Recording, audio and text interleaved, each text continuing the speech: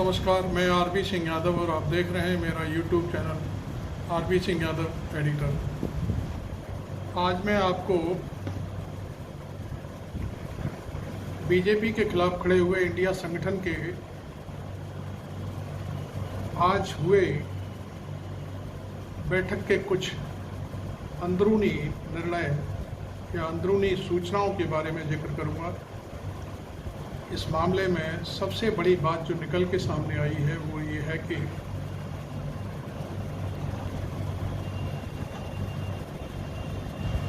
सीटों को लेकर चर्चा हुई और उस सीट में सबसे पहले जो चर्चा की गई वो ये है कि दलितों के मसीहा बाबा साहब अम्बेडकर के बाद यदि किसी ने दलित समाज को धार दी तो वो थे काशीराम जी। और इस समय काशीराम को तवज्जो देना सबको दिखाई दे रहा है। मायावती जी भी काशीराम का इस समय नाम नहीं ले रही हैं, लेकिन अंदर खाने जो खबर सामने आई है वो ये है कि मान्यवर काशीराम की जो सीट थी, सबसे पहले जहां से उन्हें संसद पहुंचाने का काम किया था मुलायम सिंह यादव जी ने, वो थी सीट इटावा। उस सीट को फोकस किया जा रहा है और उस सीट के जरिए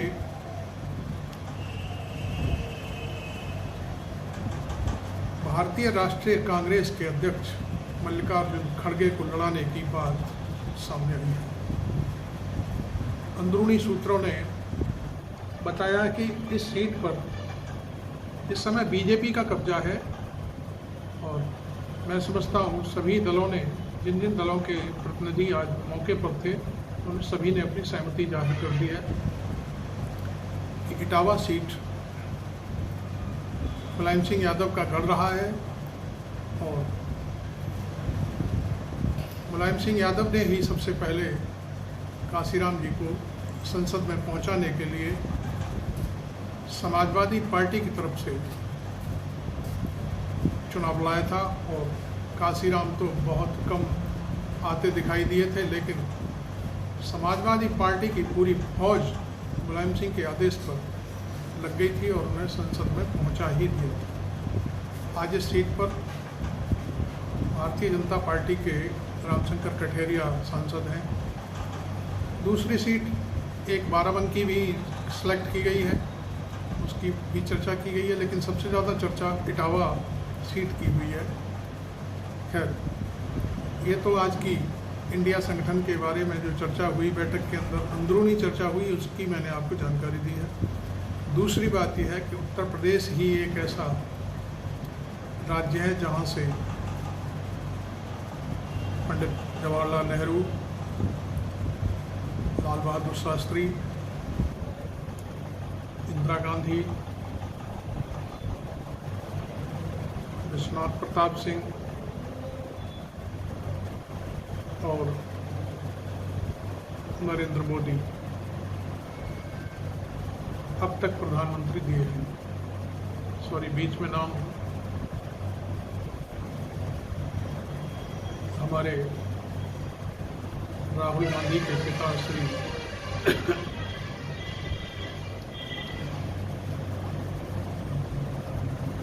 राजीव गांधी जी का नाम छूट गया, मैं उसके लिए माफी चाहता हूँ। तो कुल मिलाकर यह है कि उत्तर प्रदेश एक ऐसा राज्य है जहाँ से चुनकर जाने का बहुत सारे प्रधानमंत्रियों को मौका मिला, उनको सौभाग्य प्राप्त है इस बात का। यही बात अब इस बार सोची जा रही है कि यदि मल्लिकार्जुन खड़गे को यहाँ से उतारा जाता है तो उनकी जीत सुनिश्चित है।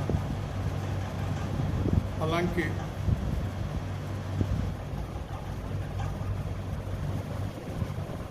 इंडिया संगठन क्या डिसीजन लेता है, क्या निर्णय होता है आगे चलकर, इस बात के बारे में तो अभी कुछ कहा नहीं जा सकता। लेकिन हाँ, सीटों के बंटवारे को लेकर के चर्चाएं शुरू हो गई हैं और आज की बैठक में इस बात पर चर्चा हुई। हालांकि इंडिया संगठन की दूसरी जो चर्चा है वो सबके सामने आई है। भोपाल में रैली होने जा रही है अक्टूबर के प्रथम सप्ताह में। इसमें सभी दलों के नेता रैली को संबोधित करेंगे। चूँकि मध्य प्रदेश में चुनाव है, नरेंद्र मोदी और अमित शाह का मध्य प्रदेश पर पूरा फोकस है, इसलिए इंडिया संगठन राजस्थान, मध्य प्रदेश, छत्तीसगढ़ और अन्य दूसरे 1-2 राज्य हैं उन पर पूरा मंथन कर रहा है। हालांकि आज योगी आदित्यनाथ भी मध्य प्रदेश गए थे। उन्होंने महाकाल के दर्शन किए, वहाँ पूजा अर्चना की और शायद वो भी चुनाव प्रचार का एक हिस्सा हो सकता है उनकी यात्रा। लेकिन इंडिया संगठन का जो धरातल है अब घोसी से निकलकर शुरुआत होगी। घोसी जिस तरह से इंडिया संगठन के खाते में गई है 1 by 1 सीट के माध्यम से, ऐसा शायद अब इंडिया संगठन के बारे में पूरी उसके दिमाग में भर गया है कि हम जब तक एक सीट पर एक ही प्रत्याशी नहीं उतारेंगे तब तक सफलता मिलना बड़ा मुश्किल है। इसलिए मैं आपको बता दूं कुछ जानकारियां जो अब तक मुझे प्राप्त हुई हैं खबरों के माध्यम से, वो मैं आपके सामने प्रस्तुत कर देता हूं।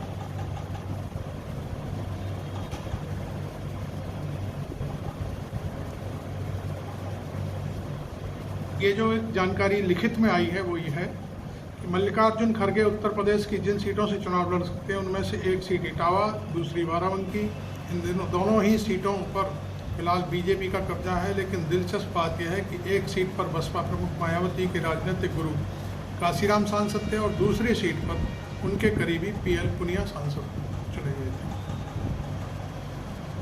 मैं थोड़ा सा आपको एक फोटो शेयर करना चाहूँगा, आप देखिए।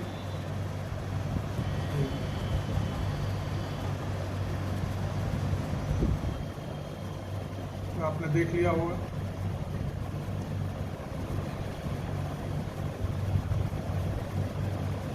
यह भी बात सामने आई है कि दिल्ली की सत्ता का रास्ता उत्तर प्रदेश से होकर गुजरता है। ये बात यूं ही नहीं कही जाती, बल्कि चुनावी ट्रैक रिकॉर्ड भी इसकी तस्दीक करता है। पंडित नेहरू, इंदिरा गांधी, राजीव गांधी, अटल बिहारी वाजपेयी का भी नाम रह गया था। नरेंद्र मोदी तक प्रदेश से ही जीतकर देश के प्रधानमंत्री बने थे। बीजेपी को विपक्षी इसी रास्ते पर रोकने की कोशिश में है, जिनके लिए सियासी ताना बाना बुना जाने लगा है। इसी के मद्देनजर कांग्रेस अध्यक्ष मल्लिकार्जुन खड़गे उत्तर प्रदेश से 2024 का लोकसभा चुनाव लड़ने की तैयारी है। खड़गे के लिए यूपी की उस सीट को भी चिन्हित किया गया है जहां से बसपा संस्थापक काशीराम जीतकर पहली बार संसद पहुंचे थे। इसके बाद ही काशीराम ने उत्तर प्रदेश में दलितों के दिल में राजनीतिक चेतना जगाई थी और बसपा को नई सियासी बुलंदी पर पहुंचाने का काम किया। 3 दशक के बाद बसपा यूपी की सियासत में हाशिए पर पहुंच गई है, तो खड़गे के जरिए दलितों को अपने साथ जोड़ने की रणनीति पर कांग्रेस विचार कर रही है। कांग्रेस खड़गे को यूपी में किस सीट से चुनावी मैदान में उतारती है यह भविष्य के गर्भ में है, लेकिन एक बात साफ है कि दलित वोटों को जोड़ने के लिए कांग्रेस गंभीर है। ऐसे में कांग्रेस का मानना है कि बसपा प्रमुख मायावती विपक्षी गठबंधन इंडिया का हिस्सा न बनकर बीजेपी की मदद कर रही हैं। ऐसे में यूपी सहित देश भर में दलित वोट साधने के लिए कांग्रेस अध्यक्ष और राज्यसभा में विपक्ष के नेता मल्लिकार्जुन खड़गे को दक्षिण के कर्नाटक में उनकी गुलबर्गा सीट के साथ ही यूपी की इटावा या बाराबंकी सीट से विपक्षी गठबंधन के उम्मीदवार के तौर पर ताला है। खड़गे को यूपी में चुनाव लड़ने की जिन सीटों पर चर्चा हो रही है उनमें से एक सीट इटावा, दूसरी सीट बाराबंकी। इन दोनों ही सीटों पर फिलहाल बीजेपी का कब्जा है। लेकिन दिलचस्प बात यह है कि एक सीट पर बसपा प्रमुख मायावती के राजनीतिक गुरु रहे थे काशीराम जी। दलित मुस्लिम कॉम्बिनेशन काफ़ी मजबूत है। इटावा से चुनावी मैदान में उतरते हैं तो यादव बेल्ट की सीटों को प्रभावित कर सकते हैं, तो बाराबंकी सीट से उतरते हैं तो रायबरेली, अमेठी से अवध सीटों को प्रभावित करेंगे। काशीराम ने 1984 में बसपा का गठन किया था। साथ में दलित समाज का एक पुख्ता सियासी आधार तैयार किया था। देश के अलग अलग हिस्सों में घूमकर वो पिछड़े दलितों, आदिवासियों और अल्पसंख्यकों के बीच अभियान चलाते रहे। मुलायम सिंह यादव ओबीसी अल्पसंख्यक सियासत कर रहे थे। काशीराम यूपी की सहारनपुर, अमेठी, इलाहाबाद और पंजाब की होशियारपुर लोकसभा सीट से कई बार चुनाव हार चुके थे। 1981 में यूपी की इटावा लोकसभा सीट रिक्त हुई थी, जहां उपचुनाव में काशीराम जीतकर पहली बार संसद में पहुंचे थे। उस समय तक इटावा लोकसभा सीट अनारक्षित थी। काशीराम की जीत के साथ यूपी में नए राजनीतिक समीकरण शुरू हुए। इटावा में काशीराम को जिताने में मुलायम सिंह की अहम भूमिका रही। मुलायम के खास राम सिंह साग जनता दल से प्रत्याशी थे, लेकिन उन्होंने काशीराम की मदद की। काशीराम के कहने के बाद से ही मुलायम सिंह ने समाजवादी पार्टी का गठन किया था। काशीराम ने उस समय कहा था कि यदि मुलायम सिंह से हाथ मिला लें तो यूपी में सभी दलों का सूबा साफ हो जाए। इटावा जीत के बाद मुलायम और काशीराम की जुगलबंदी शुरू हुई और 1993 में दोनों ने मिलकर चुनाव लड़े। बीजेपी का सफाया कर दिया। काशीराम अपने 85 बनाम 15 के मिशन को लेकर चल रहे थे। इसमें मुलायम सिंह यादव उनके लिए फिट बैठ रहे थे। काशीराम के सांसद चुने जाने के बाद बसपा को सियासी बुलंदी मिली। 93 में सरकार में सहयोगी रही। 95 में सपा के साथ गठबंधन टूटने के बाद मायावती सीएम बनी। काशीराम के बीमार होने के बाद बसपा की कमान मायावती के हाथों में आ गई, तो वे बहुजन समाज के मिशन से दूर होने और सत्ता के लिए सर्वजन की तलाश करने में इतनी मशगूल हुई कि 2007 में बसपा को अपने दम पर यूपी में सत्ता जरूर मिल गई, लेकिन दलित आधार बसपा का सिकुड़ता चला गया। दलित मानी जाने वाली जातियां भी उनसे अलग होती चली गईं और मायावती सियासी हाशिए पर पहुंच गई। कांग्रेस दलित वोटों के सामने साधने के मिशन में अब जुटी हुई है।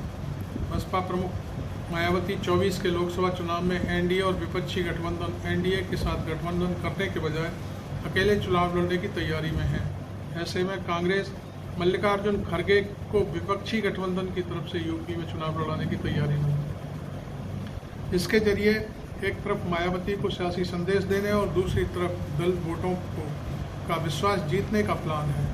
ऐसे में खड़गे के लिए उसी सीट को चिन्हित किया जा रहा है जहां से काशीराम सांसद बने थे। इस तरह सीधे तौर पर काशीराम की विरासत को खड़गे के जरिए कांग्रेस अपनाने की कोशिश में है। खड़गे भले ही कांग्रेस में हैं और मौजूदा समर्थकों में पार्टी अध्यक्ष हैं और मौजूदा समय में पार्टी अध्यक्ष भी हैं, लेकिन वो हमेशा से सामाजिक न्याय वाली सियासत करते रहे हैं। कर्नाटक में इस साल हुए चुनाव में कांग्रेस खड़गे के जरिए दलित वोटों एक मुश्त अपने पक्ष में करवाने में कामयाब हुई है। तो इस तरह से ये सारी कहानी चल रही है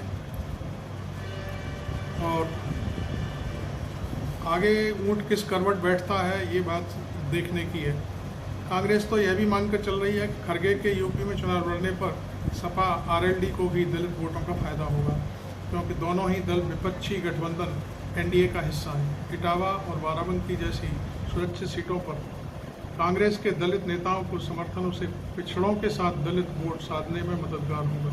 इतना ही नहीं, खड़गे के लड़ने से कांग्रेस का अपना परंपरागत वोट दलित भी उसे उसकी तरफ लौट कर आ सकता है।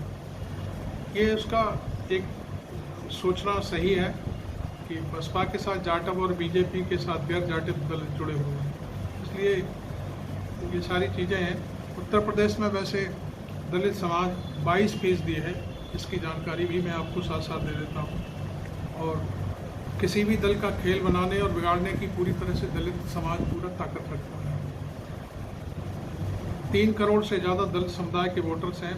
बसपा के राजनीतिक उदय से पहले तक दलित वोटर्स कांग्रेस का परंपरागत वोट हुआ करता था, लेकिन सब वक्त के साथ छिड़क गया और कांग्रेस दलित वोटों को वापस हासिल करने की कोशिश में जुटी है। अब खड़गे को पार्टी का कमान सौंपी गई है, अब उन्हें यूपी में चुनाव लड़ाने की तैयारी है। यही सब चीज़ें होने के बाद ये सब क्लियर हुआ है कि जो इंडिया संगठन की जो कोर कमेटी की बैठक हुई है दिल्ली में आज, उसमें ये सारी चीज़ें रखी गई और कहा गया कि मायावती अभी फिलहाल एनडीए के गीत गा रही हैं और खुद अकेले चुनाव लड़ना चाहती है, इसलिए उनको एक साइड करने के लिए खड़गे को काशीराम वाली सीट से चुनाव लड़ाया जाना चाहिए। इस पर मैं समझता हूँ जितने दल थे इंडिया संगठन में आज उन सब ने अपनी हामी भर दी है।